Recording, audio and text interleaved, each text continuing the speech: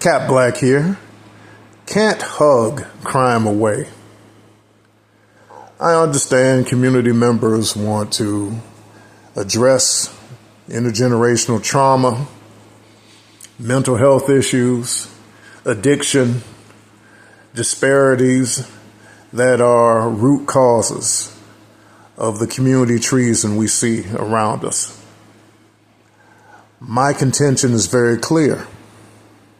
If a Negro thinks that his bad experiences are a good reason to stick a gun in the face of a single mother or another brother, that Negro is not only out of his mind, but as the Honorable Mr. Elijah said, out of luck with me.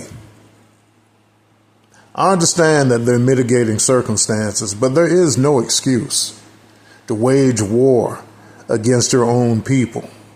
And FYI, this has nothing to do with right-wing politics or the Republican Party. This is about black self-love and black self-defense. If racist skinheads did to community members what YNs do, we would be up in arms, literally. And the community is standing up against crime, yet another right-wing fiction that all black people endorse and support all black criminals. Not true.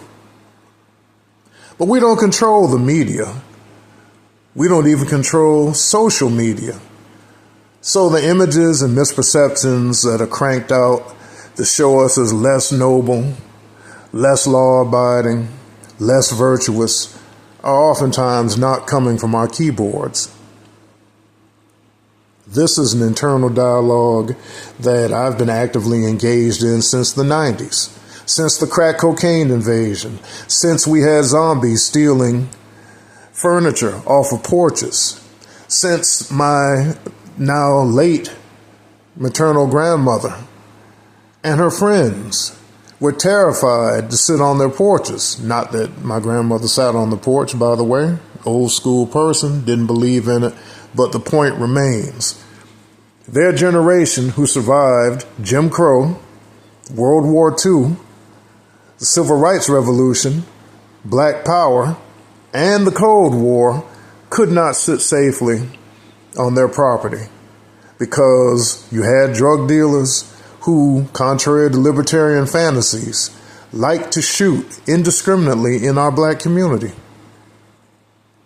Their descendants, now called YNs in other words, are even less concerned about the safety of black people.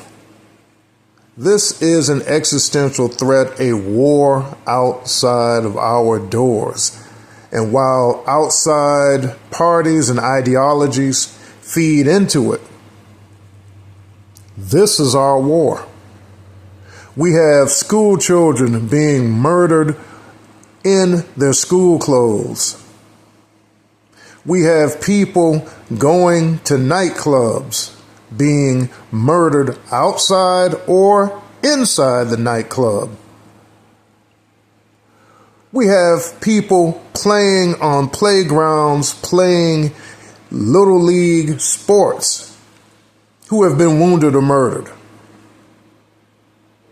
None of this has anything to do directly with another community.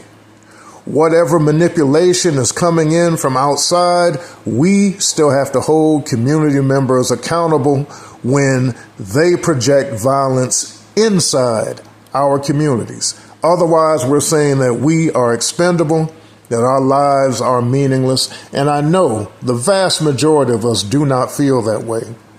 And no, most of us at 3 p.m. or other times during the work schedule can't show up to protest for safety in front of City Hall or show up in city council chambers to loudly denounce soft on crime policies coming from City Hall and the DA's office. But it does not mean that we value our safety and survivability any less than anybody else. That is why I do my safety creation advocacy. That's why I do my Borrow a Brother volunteer safety escorts, because I come from the black community. I did not need to embrace outside ideas to stand up and create safety for my people.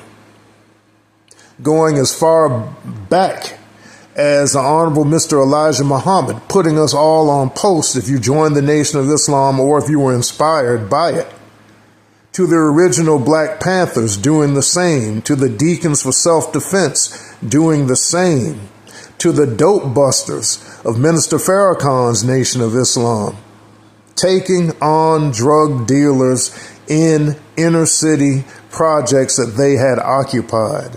None of this had anything to do with outsiders. All of this had everything to do with the value inside us that says we will not be victimized by Klansmen who look like us, nor Klansmen who don't look like us. So, you can't hug crime away, but you can fight it.